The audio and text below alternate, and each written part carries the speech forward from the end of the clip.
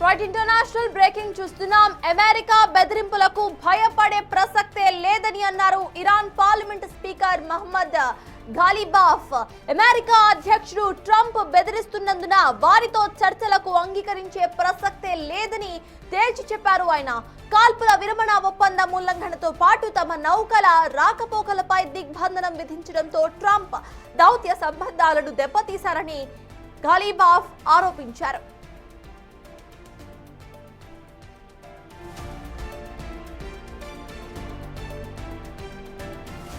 యుద్ధం తిరిగి ప్రారంభించేందుకు ఈ చర్చలను ఒక సాకుగా చూపించేందుకు ట్రంప్ ప్రయత్నిస్తున్నారని ఫైర్ అయ్యారు ఆయన.